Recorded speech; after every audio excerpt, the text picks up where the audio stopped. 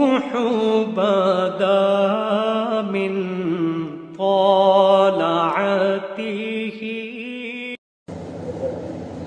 بسم اللہ الرحمن الرحیم. تیسرے پارے میں 11واں رکوع اور سورہ آل عمران کا تیسرا رکوع چل رہا ہے. سورہ آل عمران کی 27 آیات ہوئی ہیں. آیت نمبر 27 کے بعد ہے لا يتخذ المؤمنون الكافرین اولیاء من دون المؤمنین. اعوذ باللہ من الشیطان الرجیم. بسم اللہ الرحمن الرحیم. لا يتخذ المؤمنون الكافرين أولياء من دون المؤمنين ومن يفعل ذلك فليس من الله في شيء إلا أن تتقوا منهم تقاه ويحذركم الله نفسه وإلى الله المصير. صدق الله العظيم.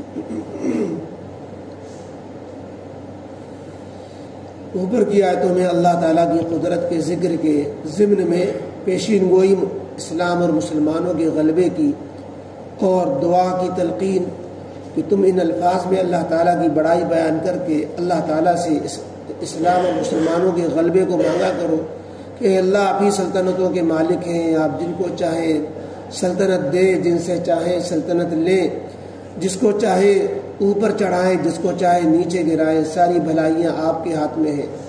آپ ہی دن و رات میں تصرفات فرماتے ہیں. موت سے مردے سے زندے کو نکالنا، زندے سے مردے کو نکالنا آپ ہی کا کام ہے. جس کو چاہے جتنی چاہے جیسے چاہے روزی عطا فرمائے.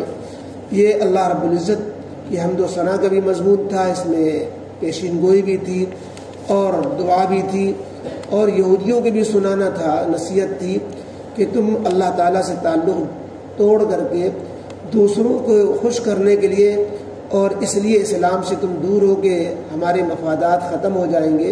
اللہ رب العزت تو ان چیزوں کو ہٹاتے اور دیتے اور لیتے رہتے ہیں، لہذا اس کی وجہ سے اپنے آخرت کا نقصان نہیں کرنا چاہیے.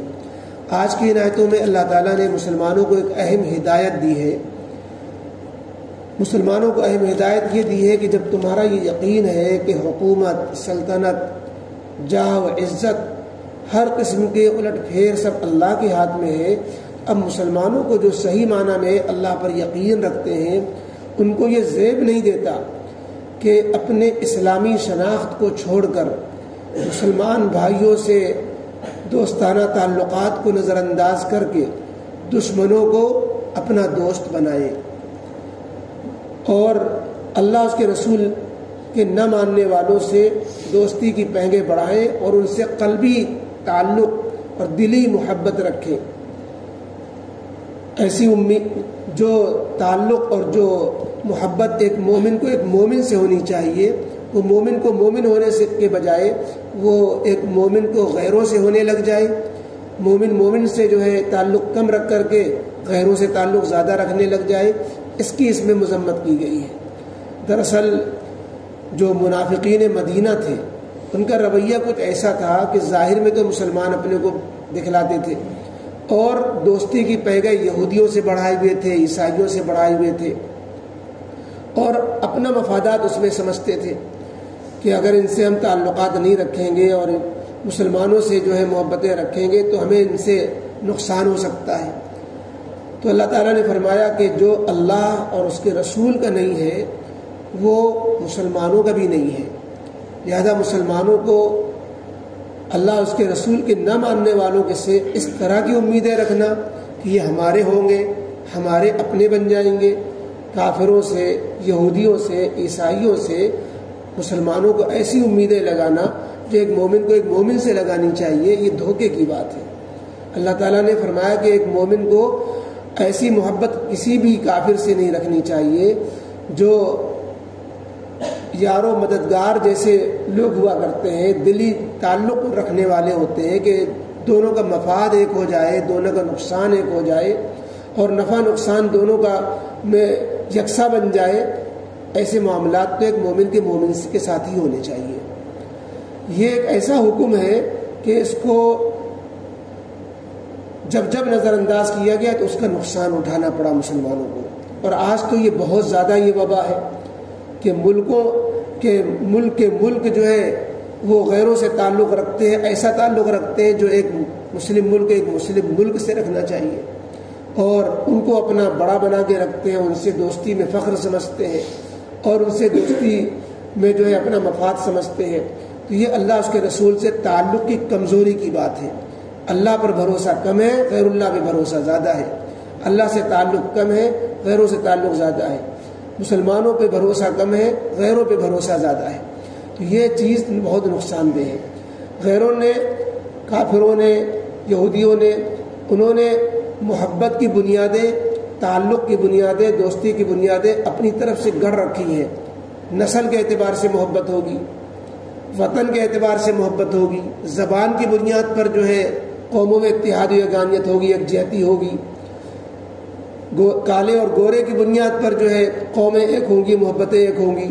اسلام نے یہ محبتوں کی جو ہے کہ محبتوں کو نظر انداز کر دیا، ان محبتوں کی تردید فرمائی کہ یہ محبتیں تو تابع ہیں، یہ محبتیں بنیاد نہیں بن سکتی۔ کالا گورا نہیں ہو سکتا، گورا کالا نہیں ہو سکتا، زبان ایک عربی زبان جاننے والا اجمی زبان والا نہیں ہو سکتا، عربی اجمی نہیں ہو سکتا۔ تو یہ غیر اختیاری چیزوں کو محبت کی بنیاد بنانا، محبت کی بنیاد صرف کلمہ ہو سکتا ہے۔ کلمہ توحید کی بنیاد پر ایک مومن مومن سے محبت کر سکتا ہے کہ یہ بھی اللہ کا ماننے والا، یہ بھی اللہ کا ماننے والا۔ اب دونوں کی مفادات بھی ایک ہے، دونوں کے نفع نقصان بھی ایک ہے، دونوں کی منزل بھی ایک ہے، دونوں کی راہ بھی ایک ہے۔ تو اللہ نے فرمایا کہ مومن مومن کو چھوڑ کر غیروں کے ساتھ اس طرح کی محبت کی پینگیں بڑھائے، یہ تم مت کرنا، ورنہ پھر اللہ سے تمہارا کوئی تعلق نہیں ہے۔ وعید اللہ تعالیٰ نے یہ سنائی کہ جو ہے غیروں سے اس طرح کی محبت کرے گا تو پھر اللہ سے اس کا کوئی تعلق باقی نہ رہے گا۔ ہاں، غیروں سے محبت مجبوری کے انداز میں، ظاہر داری کے انداز میں وہ کی جا سکتی ہے۔ تعلقات اور سلوک، معاملات جو ایک مومن کو عام انسانوں سے، غیروں سے، کافروں سے، مشرکوں سے کرنے پڑتے ہیں، اس میں ان سارے معاملات کو اگر دیکھا جائے تو وہ 4 قسم کے ہیں۔ ایک وہ چیز ہے جس کو یہاں روکا جا رہا ہے، جس کا نام ہے دلی محبت، قلبی تعلق۔ اس میں دو کا نفع نقصان ایک سا ہو جائے، یہ تو ایک مومن کا ایک مومن سے ہی ہونا چاہیے، ایک مومن کا کسی کافر سے ایسا تعلق نہیں ہونا چاہیے، اس سے روکا گیا۔ دوسرا تعلق ہوتا ہے انسان کا مواسات کا۔ عربی میں مواسات کے معنی ہوتے ہیں نفع رسانی، کسی کے دکھ میں، پریشانی میں کام آ جانا۔ تو اس میں کوئی تفریق نہیں برتی گئی ہے، یہ تو کسی بھی انسان کے ساتھ اس طرح کا ہمدردی کا، خیر خواہی کا تعلق ہونا چاہیے۔ اس کے پریشانی میں، کہیں زلزلہ آ گیا، کوئی قحط ہو گیا، کورونا ہو گیا، تو ہم جیسے اپنوں کے کام آئیں گے غیروں کے بھی کام آئیں گے۔ اس میں مسلم غیر مسلم میں تفریق کرنے سے منع کیا گیا ہے۔ اس میں انسانیت کی خدمت کے اعتبار سے الخلق عیال اللہ، کہ ساری مخلوق اللہ کا کنبہ ہے، تم جو ہے سب کی خدمت کرو، تو اس میں تفریق نہیں برتی گئی۔ یہ 2 تعلق ہو گئے، ایک میں تو منع کر دیا گیا، ایک میں سب کو حکم دے دیا گیا یہ تمہیں کرنا ہے، یعنی سب کی پریشانیوں میں کام آنا ہے، سوائے ان کے جو برسر پیکار ہو، جیسے جنگ جاری ہو، کہ جب تم ان سے جنگ جاری ہے، ان کے لیے خون حلال ہے، تو پھر ایسی صورت میں ہم ان کی کیسے خدمت کر سکتے ہیں؟ وہ نوعیت کبھی کبھار جو جنگ کی حالت میں پیش آتی ہے اس کو چھوڑ کر۔ تیسرا تعلق انسان کا ہوتا ہے مدارات، خاطر تواضع، عظمت، عزت دینے کا۔ تو یہ 3 صورتوں میں اس کی اجازت ہے کہ ایک مسلمان کافروں مشرکوں کو عزت دے، عظمت سے پیش آئے، ان کے لیے کھڑا ہو جائے، خاطر تواضع کرے، آؤ بھگت ان کی کرے۔ ایک یہ کہ وہ ہمارا مہمان آ کے بن جائے، دوسرے یہ کہ اس کے ایمان اور اسلام کو سمجھانے کی نیت ہو تاکہ وہ ہم سے قریب ہو کر اس کی غلط فہمیاں دور ہو۔ ہم مدرسے میں کسی کو بلائیں تاکہ دیکھیں کہ مدرسے میں کیا ہوتا ہے، وہ ان کی غلط فہمیاں دور ہو، اور وہ مسلم سماج سے قریب ہو کر جو غیروں نے ان کے اس کو ذہنوں میں الٹے سیدھے چیزیں بھر دی ہیں، شبہات اور اعتراضات، اس کا صفایا ہو یا دین سے وہ قریب ہو تو ان کی خاطر تواضع کرے۔ تیسرے یہ کہ اس کے نقصان سے بچنے کی نیت ہو کہ وہ شرری قسم کا آدمی ہے، وہ نقصان پہنچا سکتا ہے، ہم اس کے شر اور اس کے ضرر اور اس کی جو ہے تکلیفوں سے بچنے کے لیے اس کی جو ہے ضیافت کر رہے ہیں، خاطر تواضع کر رہے ہیں، بلا رہے ہیں، بس اتنی تو اسی کو قرآن نے کہا الا ان تتقوا منہم تقا، کہ تم کافروں سے میل محبتیں کی پیگے نہیں بڑھا سکتے مگر یہ کہ تم ان کے ظلم سے بچنے کے لیے کہ تدبیر و انتظام کے درجے میں کوئی تعلق رکھو، سیاست کے درجے میں، اس لیے کہ بہت سے دوستی کے معاہدے ہوتے ہیں۔ اب تو بین الاقوامی طور پر بھی ملکوں کے اعتبار سے بھی اس کا نام ہی یہی ہوتا ہے دوستی کے معاہدے۔ تو وہ دوستی کے جو معاہدے ہوتے ہیں ان معاہدوں میں اگر کوئی شریعت کا حکم نہیں ٹوٹ رہا ہے تو وہ معاہدے بھی جائز ہیں۔ اور چوتھا قسم معاملات، تجارتی معاملات، کاروباری معاملات، لین دین، قرضے کا لین دین ہو، کاروبار کا لین دین ہو، خرید فروخت ہو، یا اور جو ہے دنیا میں معاملات چلتے ہیں، سروس ہو، بزنس ہو، ہم اس کے یہاں ملازم بن جائیں یا وہ ہمارے یہاں ملازم بن جائے، ہم اس کے کارخانے میں کام کریں یا وہ ہمارے کارخانے میں کام کرے، اس کی کھلی اجازت ہے، شریعت نے اس سے منع نہیں کیا ہے۔ تو معاملات و تجارت، کاروبار کرنا بھی جائز، اور ان کی ہمدردی اور ان کے دکھ اور ان کے نفع رسانی کے لین سے یہ بھی سب غیر مسلموں کے ساتھ جائز۔ خاطر تواضع کا معاملہ وہ 3 صورتوں میں جائز، اور باقی محبت جو قلبی میلان اور لگاؤ، اس میں انسان پھر اپنے مذہب کا نہیں رہ جاتا۔ جب کسی سے اتنا تعلق ہو جائے کہ دلی کے اعتبار سے ہمدردی محبت اس طرح ہو جائے کہ اس کا نفع اپنا نفع بن جائے، تو پھر انسان کو شرک سے بھی نفرت نہیں رہ جاتی، بت پرستی سے بھی نفرت نہیں رہ جاتی۔ وہ ان کے یہاں آ گئے، آپ ان کے یہاں چلے گئے، آپ مندر جا رہے ہیں، وہ جو ہے کبھی کبھار مسجد آ گیا، تو یہ پھر اپنا دین داؤں پہ لگ جاتا ہے۔ جبکہ ہم سمجھتے ہیں کہ ہمارا دین جو اللہ رب العزت کی توفیق سے دین حق ہمیں ملا ہوا ہے، تو اس کا نقصان یہ سب سے بڑا نقصان ہے، پھر انسان اللہ کا نہیں رہ جاتا، اللہ کے رسول کا نہیں رہ جاتا۔ تو اس لیے جو ہے اس لیے حدیث میں آتا ہے المرء علی دین خلیلہ، کہ انسان پھر اپنے دوست کے دین پر چلا جاتا ہے، پھر ان کے تہواروں میں شرکت، ان کے مذہبی میلوں میں شرکت، پھر ان کے جو ہے رسومات میں شرکت، اور پھر انسان جو ہے ان کی مذہبی چیزوں میں شریک ہو کر کے پھر وہ اس سے تفریق مٹ جاتی ہے کہ حق کیا ہے باطل کیا ہے، سب گڑبڑ ہو جاتا ہے۔ اس لیے اللہ تعالیٰ نے فرمایا کہ کوئی مومن کسی غیر مومن کے ساتھ ایسی تعلق مومنوں کو چھوڑ کر رکھے کہ اس کے ساتھ قلبی میلان و محبت ہو جائے، نفع نقصان ایک ہو جائے، تو یہ درست نہیں ہے۔ آج سازشوں کے ساتھ کتنے مسلمانوں کو اس طریقے سے خریدا جاتا ہے، انہیں مخبر بنایا جاتا ہے، وہ مسلمانوں کے نہیں ہوتے ہیں، وہ غیروں کے ہوتے ہیں، اور وہ مومنوں کو چھوڑ کر غیروں کے ساتھ اس طرح محبت کی پیگیں بڑھا رہے ہوتے ہیں کہ وہ مومنوں کا نقصان کرتے ہیں، مسلمانوں کا اجتماعی نقصان ان سے ہوتا ہے، ملت کا، قوم کا نقصان ہوتا ہے، اور رہتے مسلمان کے مسلمان ہیں، حالانکہ وہ اپنے مسلم قوم کے نہ ہو کر کے دوسری قوم کے ہوتے ہیں۔ تو ایسے لوگوں کی مذمت بیان کی گئی کہ ایسے لوگوں کا اللہ اس کے رسول سے کوئی تعلق نہیں ہے۔ تو یہ ایک اہم ہدایت ہے جس پر جو ہے عمل کرنا ایک اسلامی مملکت کے لیے نہیں بلکہ سب کے لیے ضروری ہے، اور اس پہ عمل نہ کرنے کی وجہ سے ملت کو بہت نقصان اٹھانا پڑا ہے۔ فرمایا گیا لا يتخذ المؤمنون الكافرین اولیاء من دون المؤمنین، اہل ایمان کو کافروں کے ساتھ، اہل ایمان کو چاہیے کہ وہ کافروں کو اپنا یار و مددگار نہ بنائیں۔ مومنوں، اہل ایمان کو چاہیے کہ نہ بنائے کافروں کو اولیاء، یار و مددگار، من دون المؤمنین، مومنوں مسلمانوں کو چھوڑ کر۔ ومن یفعل ذلک، اور جو یہ حرکت کرے گا کہ مومنوں کو مومنوں سے تعلق کے بجائے وہ کافروں سے ایسا تعلق رکھے گا، فلیس من اللہ فی شیء، تو پھر اللہ سے اس کا کوئی تعلق نہ ہوگا، اللہ سے اس کا کوئی تعلق نہ رہ جائے گا۔ یہ اللہ کی طرف سے وعید سنائی گئی ایسے لوگوں کے لیے جو کافروں کو تو اپنا ہمدرد سمجھتے ہیں اور مومنوں اور نام کے مسلمان ہو کر مومنوں سے کوئی تعلق نہیں رکھتے۔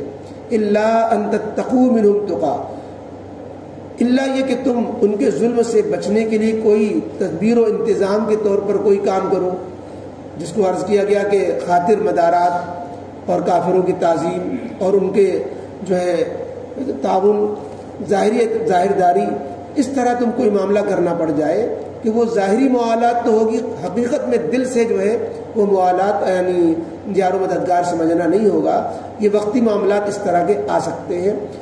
وَيُحَذِّرُكُمُ اللَّهُ نَفْسَهُ، اور اللہ تعالیٰ تمہیں اپنی ذات سے ڈراتا ہے، یعنی تمہیں اللہ رب العزت تمہارے دل میں یہ خوف پیدا کرنا چاہتا ہے کہ کہیں تم غیروں کے چنگل میں پھنس کر کے اپنا نقصان نہ کر لینا، اللہ کو ناراض نہ کر بیٹھنا، اور اللہ سے تعلق تمہارا کٹ جائے، اللہ سے کنیکشن کمزور پڑ جائے، کہیں تم ایسے یہ اپنا نقصان نہ کر جاؤ، اس لیے اللہ تعالیٰ تمہیں چوکنا کر رہا ہے۔ وَيُحَذِّرُكُمُ اللَّهُ نَفْسَهُ، اور اللہ تعالیٰ تمہیں آگاہ کرتا ہے اپنی ذات سے تاکہ تم بے احتیاطی والے کام نہ کرو۔ وَإِلَى اللَّهِ الْمَصِيرُ، اور یہ کہ تم نے کون کام کس مقصد سے کیا، کافروں سے تعلق تم نے کیسا رکھا اور کس مقصد سے رکھا اور کیا نوعیت تھی، یہ اللہ رب العزت سے پوشیدہ نہیں ہے، اور ایک دن تمہیں اللہ کے سامنے حاضر ہونا ہے۔ وَإِلَى اللَّهِ الْمَصِيرُ، اور اللہ کی طرف تمہیں لوٹ کر جانا ہے۔ الحمدللہ رب العالمین، والصلاة والسلام علی رسول محمد وآلہ وصحبہ اجمعین۔ الحمدللہ، اللہم صلی علی محمد وعلی آل محمد کما صلیت علی ابراہیم وعلی آل ابراہیم انک حمید مجید۔ اللہم بارک علی محمد وعلی آل محمد کما بارکت علی ابراہیم وعلی آل ابراہیم انک حمید مجید۔ یا اللہ یا رحمان یا رحیم، ہم سب کے گناہوں کو معاف فرما۔ اے اللہ رب العالمین، اپنے فضل و کرم سے اس ملک میں اے اللہ جو اللہ امن و امان کی صورتیں پیدا فرما۔ اے اللہ مسلمانوں کی جو قومیں دشمن بنی ہوئی ہیں، اے اللہ مسلمان پھر ان قوموں کو اپنا خدا بنائے ہوئے ہیں، اے اللہ ہمیں اپنے دین ایمان سے سچا تعلق نصیب فرما کر اے اللہ جو آپ نے ہدایت عطا فرمائی ہے اللہ اس پر عمل کرنے والا بنا۔ اے اللہ مسلمانوں کے اجتماعی حالات کو بہتر فرما۔ اے اللہ دینی اور دنیاوی اعتبار سے جو ملت اسلامیہ کا زوال ہے، اے اللہ یہ دور فرما، مقہوریت مغلوبیت سے نکال کر اے اللہ عزت و سربلندی عطا فرما۔ اللہم مالک الملک تؤتی الملک من تشاء وتنزع الملک ممن تشاء وتعز من تشاء وتذل من تشاء بیدک الخیر۔ اے اللہ آپ کے ہاتھ میں ساری بھلائیاں ہیں، اے اللہ ہم سب کو اے اللہ انفرادی اعتبار سے اجتماعی اعتبار سے اپنی بھلائیاں نصیب فرما۔ اے اللہ ہم سب کے جو انفرادی ضرورتیں ہیں، گھریلو ضرورتیں ہیں، اے اللہ اور کاروباری ضرورتیں ہیں، اے اللہ جس لائن سے جو بھی ضرورت ہے اللہ اس کی ضرورتیں پوری فرما۔ اے اللہ اپنے فضل و کرم سے ہر طرح کی خیر سے مالا مال فرما۔ اے اللہ جو پریشانیاں آئی ہوئی ہیں اے اللہ گھروں میں، کاروبار میں، اے اللہ صحت کے اعتبار سے اللہ تعالی پریشانیاں دور فرما۔ ہمارے سمیع شفیع صاحب کی بیٹی کو اے اللہ شفا نصیب فرما، جو بھی تکلیف بیماری بھی ہے اللہ اسے دور فرما۔ اے اللہ صحت عطا فرما، اور جو لوگ بھی بیمار ہیں اللہ تمام مریضوں کو صحت کاملہ عاجلہ مستمرہ نصیب فرما۔ اے اللہ اپنے فضل و کرم سے جو لوگ دنیا سے جا چکے اللہ سب کی مغفرت فرما، جو بقید حیات ہیں ان کی عمروں میں عافیت کے ساتھ ان کی عمروں میں برکتیں نصیب فرما۔ ہم میں سے جس کا جب آخری وقت آئے تو ایمان پر خاتمہ نصیب فرما، اپنی رضا کا فیصلہ فرما، جنت نصیب فرما۔ ربنا تقبل منا انك انت السميع العليم وتب علينا انك انت التواب الرحيم۔